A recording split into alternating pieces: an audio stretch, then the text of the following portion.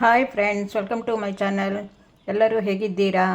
ನಾನು ಇವತ್ತು ನಿಮಗೆ ಹಲಸಿನಕಾಯಿ ಮುಳ್ಕ ಅಥವಾ ಅಪ್ಪ ಹೇಗೆ ಮಾಡುವುದೆಂದು ತೋರಿಸಿಕೊಡುತ್ತೇನೆ. ಇದಕ್ಕೆ ನಾನು ಇದರಲ್ಲಿ ಒಂದೂವರೆ ಲೋಟ ಅಕ್ಕಿ ತೆಗೆದುಕೊಂಡಿದ್ದೇನೆ. ಇದು ಸೋನಾ ಮಸೂರಿ ಅಕ್ಕಿ, ಊಟದ ಅಕ್ಕಿ. ಇದನ್ನು 1 ಗಂಟೆ ಕಾಲ ನೆನೆಸಿಡಿ. ಮತ್ತು ಇಷ್ಟು ಹಲಸಿನ ಹಣ್ಣಿನ ಸೋಳೆ ತೆಗೆದುಕೊಂಡಿದ್ದೇನೆ.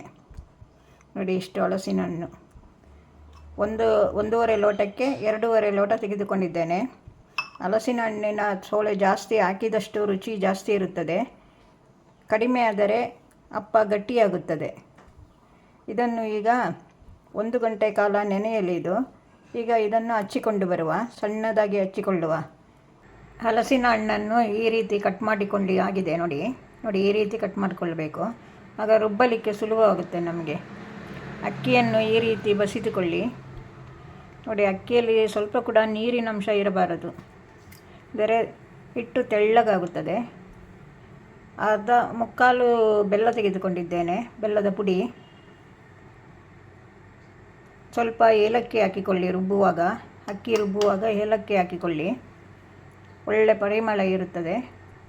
ಬಂದ ನೀರಾಗಬಾರದು, ಹಿಟ್ಟು ನೀರಾಗಬಾರದು.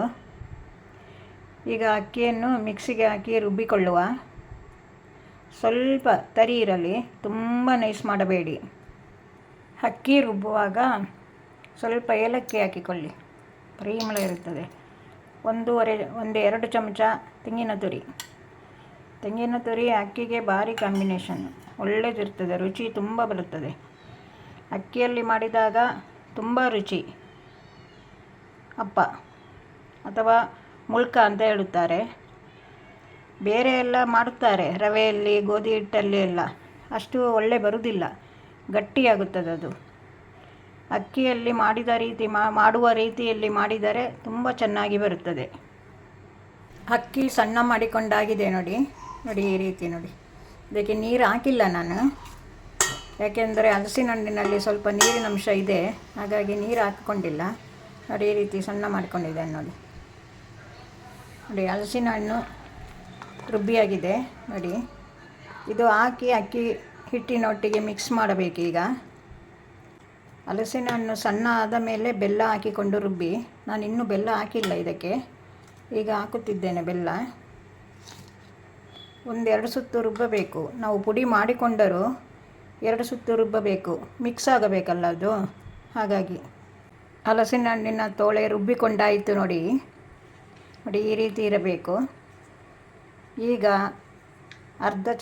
ಇಷ್ಟು ಕರಿಮೆಣಸಿನ ಪುಡಿ ಹಾಕಿ, ಕಾಳು ಮೆಣಸು.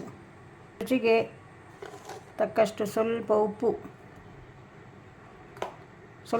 ಹಾಕಿಕೊಳ್ಳಬೇಕಲ್ಲ, ರುಚಿ ಬರಬೇಕಲ್ಲ ಅದಕ್ಕೆ. ಹಾಗಾಗಿ ಈಗ ಎಲ್ಲ ಮಿಕ್ಸ್ ಮಾಡಿ, ನೀರು ಬೇಕಾದರೆ ಹಾಕಿಕೊಳ್ಳಿ. ಇದೇ ಸಾಕಾದರೆ ಸಾಕು, ತೆಳ್ಳಗೆ ಮಾಡಬೇಡಿ. ಎಣ್ಣೆಯಲ್ಲಿ ಬಿಡುವಾಗ ತೇಲಿ ಹೋಗುತ್ತದೆ ಅದು. ಹಾಗಾಗಿ ಸ್ವಲ್ಪ ಗಟ್ಟಿ ಇರಬೇಕು. ಈಗ ಕೈಯಲ್ಲೇ ಕಲಸಿಕೊಳ್ಳಿ. ಸ್ವಲ್ಪ ಹೀಗೆ ಕೈಯನ್ನು ಚೆನ್ನಾಗಿ ತೊಳೆದುಕೊಂಡು ಕೈಯಲ್ಲೇ ಕಲಸಿಕೊಳ್ಳಿ. ಈಗ ಎಲ್ಲ ಮಿಕ್ಸ್ ಮಾಡಿ ಕರೆಕ್ಟಾಗಿ. ಈಗ ಹಿಟ್ಟು ರೆಡಿ ಆಯಿತು ನೋಡಿ. ಈ ರೀತಿ ಇರಬೇಕು ಹಿಟ್ಟು. ನೋಡಿ, ಇಷ್ಟು ದಪ್ಪ ಇರಬೇಕು. ಇದಕ್ಕೆ ನೀರು ಚೂರು ಮುಟ್ಟಿಸಿಲ್ಲ. ನೀರು ಬೇಕಾದರೆ ಹಾಕಿಕೊಳ್ಳಬಹುದು, ಯಾಕೆಂದರೆ ಹಲಸಿನ ಹಣ್ಣಿನಲ್ಲಿ ಸ್ವಲ್ಪ ನೀರಿತ್ತಲ್ಲ, ಹಾಗಾಗಿ ಸರಿಯಾಗಿದೆ. ಬೇರೆ ಟೈಮಲ್ಲಾದರೆ ಸ್ವಲ್ಪ ನೀರು ಹಿಡಿಯುತ್ತೆ. ಈ ರೀತಿ ದಪ್ಪ ಬರಬೇಕು. ಇನ್ನು ಕಾಯಿಸುವ, ಎಣ್ಣೆಯಲ್ಲಿ ಹಾಕಿ ಕಾಯಿಸೋದೊಂದೇ ಬಾಕಿ ಇನ್ನು. ನೋಡಿ, ಮೊದಲು ಸ್ವಲ್ಪ ನೀರಿಟ್ಟುಕೊಳ್ಳಿ. ಇದನ್ನು ಎಣ್ಣೆಗೆ ಬಿಟ್ಟು ಕೈ ಇದಾಗಿರ್ತಲ್ಲ, ಆಗ ಸ್ವಲ್ಪ ಕೈಯಲ್ಲಿ ತೆಗೆದು ಹಾಕಬೇಕು. ಮತ್ತು ಇದು ಹಾಕಲಿಕ್ಕೆ ಎಲ್ಲ ರೆಡಿ ಮಾಡಿಕೊಂಡು ನೀವು ಶುರು ಮಾಡಬೇಕು. ನೋಡಿ, ಇದು ಟಿಶ್ಯೂ ಪೇಪರು. ಇದು ಎಣ್ಣೆ ಎಳ್ಕೊಳ್ತದೆ ಇದರಲ್ಲಿ ಹಾಕಿದರೆ. ಆಮೇಲೆ ರೆಡಿ ಮಾಡ್ಕೊಳ್ತೇನೆ ಅಂದರೆ ಶುರುವಿಗೆ ಎಲ್ಲ ರೆಡಿ ಮಾಡಿಕೊಂಡು ಮತ್ತೆ ಎಣ್ಣೆ ಕಾಯಲಿಕ್ಕೆ ಇಡಿ. ಒಲೆ ಹತ್ತಿಸಿ ಬಾಣಲಿ ಇಟ್ಟಿದ್ದೇನೆ. ಇದಕ್ಕೆ ಎಣ್ಣೆ ಹಾಕಿಕೊಳ್ಳುತ್ತಿದ್ದೇನೆ ನೋಡಿ. ಒಳ್ಳೆ ಫ್ರೆಶ್ ಎಣ್ಣೆ ಹಾಕಬೇಕು, ಚೆನ್ನಾಗಿರುತ್ತದೆ. ಇದನ್ನು ತುಪ್ಪದಲ್ಲಿ ಸಹ ಕಾಯಿಸ್ತಾರೆ. ಅದು ದೇವರಿಗೆ ನೈವೇದ್ಯ ಇಡಬೇಕಾದ್ರೆ ತುಪ್ಪದಲ್ಲಿ ಮಾಡ್ತಾರೆ. ಚೆನ್ನಾಗಿ ಎಣ್ಣೆ ಕಾಯಬೇಕು, ಆಮೇಲೆ ಬಿಡಬೇಕು. ಎಣ್ಣೆ ಕಾದಿದೆ. ಈಗ ಸಣ್ಣ ಸಣ್ಣ ಉಂಡೆ ತೆಗೆದುಕೊಂಡು ಎಣ್ಣೆಗೆ ಬಿಡಿ. ನಿಮಗೆ ಎಷ್ಟು ದೊಡ್ಡದು ಬೇಕೋ ಅಷ್ಟು ದೊಡ್ಡದು ಮಾಡಿಕೊಳ್ಳಿ. ಸಣ್ಣ ಸಣ್ಣ ಇದ್ದರೆ ತಿನ್ನೋದು ಚೆನ್ನಾಗಿರುತ್ತದೆ. ನೋಡಿ ಈ ರೀತಿ. ಹೀಗೆ ಗಟ್ಟಿ ಇದ್ದರೆ ಬಿಡಲು ಚೆನ್ನಾಗಿರುತ್ತೆ, ನೀರಾದರೆ ಬಿಡಲಿಕ್ಕಾಗೋದಿಲ್ಲ. ನೋಡಿ ಈ ರೀತಿ ಇಷ್ಟೇ ದಪ್ಪ ಇರಬೇಕು. ಇದು ಬೆಲ್ಲ ಎಲ್ಲ ಸರಿಯಾಗಿದೆ. ಈಗ ಹಲಸಿನ ಹಣ್ಣಿನ ಸೀಸನ್ ಅಲ್ವಾ, ಹಾಗಾಗಿ ಮಕ್ಕಳಿಗೆ ಮಾಡಿಕೊಡಬೇಕು. ಇದೆಲ್ಲ ಮಕ್ಕಳಿಗೆ ಗೊತ್ತಿರಬೇಕು. ಈಗ ಸ್ವಲ್ಪ ತಿರುಗಿಸಿ, ಸ್ವಲ್ಪ ಬೆಂಕಿಯನ್ನು ಕಡಿಮೆ ಮಾಡಿಕೊಳ್ಳಿ. ಈಗ ಜೋರಾಗೆ ಇದ್ದರೆ ಬೇಯುವುದಿಲ್ಲ ಒಳಗೆ. ನೋಡಿ ಈ ರೀತಿ. ಉಂಡೆಗಳನ್ನು ಮುಟ್ಟುವಾಗ ನೀರು ಮುಟ್ಟಿರುತ್ತೀರಿ, ಒರೆಸಲು ಬಟ್ಟೆ ಇಟ್ಟುಕೊಳ್ಳಿ ಕೈಯಲ್ಲಿ ಒಂದು. ಬೇರೆ ನೀರು ಎಣ್ಣೆಗೆ ಬಿದ್ದಾಗ ಸಿಡಿಯುತ್ತದೆ ಅದು. ನೋಡಿ ಎಷ್ಟು ಒಳ್ಳೆ ಬಂದಿದೆ ನೋಡಿ. ನೋಡಿ ಈ ಕಲರ್ ಗೋಲ್ಡನ್ ಕಲರ್ ಬರಬೇಕು. ನೋಡಿ ಈ ರೀತಿ ಚೆನ್ನಾಗಿ ಕಾಯಲ್ಲಿ ಅದು. ಇದು ಮಾಡಿದ ಕೂಡಲೇ ಹಿಟ್ಟನ್ನು ತುಂಬ ಹೊತ್ತು ಇಡಬೇಕು ಅಂತಿಲ್ಲ. ರೆಡಿ ಮಾಡೋದು ಮಾಡಿಕೊಳ್ಳೋದು. ತುಂಬ ಹೊತ್ತು ಇಟ್ಟು ನೀವು ಮಾಡಿದರೆ ಎಣ್ಣೆ ಎಳೆದುಕೊಳ್ಳುತ್ತದೆ. ತುಂಬ ಹೊತ್ತು ಇಡಬೇಕೇನಿಲ್ಲ. ರೆಡಿ ಮಾಡಿದ ಕೂಡಲೇ ಮಾಡ್ಕೊಳ್ಬೋದು. ಇದು ತೆಗೆಯುವ ಆಗಿದೆ ಇದು. ನೋಡಿ ಈಗ ಸ್ವಲ್ಪ ಎಣ್ಣೆಯನ್ನು ಸೋಸಿಕೊಂಡು ಮತ್ತೆ ತೆಗೀರಿ.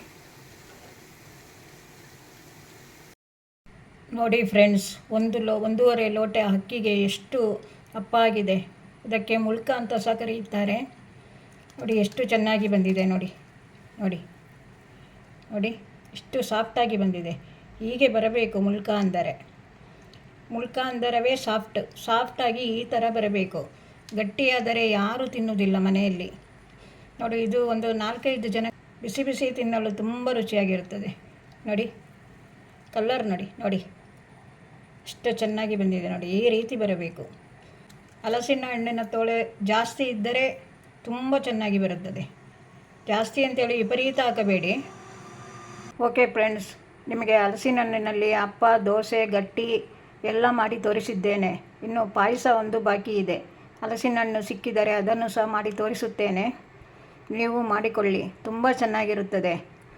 ನಿಮಗೆ ಇಷ್ಟವಾದರೆ ಲೈಕ್ ಮಾಡಿ, ಶೇರ್ ಮಾಡಿ, ಸಬ್ಸ್ಕ್ರೈಬ್ ಮಾಡಿ ಫ್ರೆಂಡ್ಸ್. ಇನ್ನೊಂದು ವಿಡಿಯೋದಲ್ಲಿ ಸಿಗುತ್ತೇನೆ. ಬಾಯ್.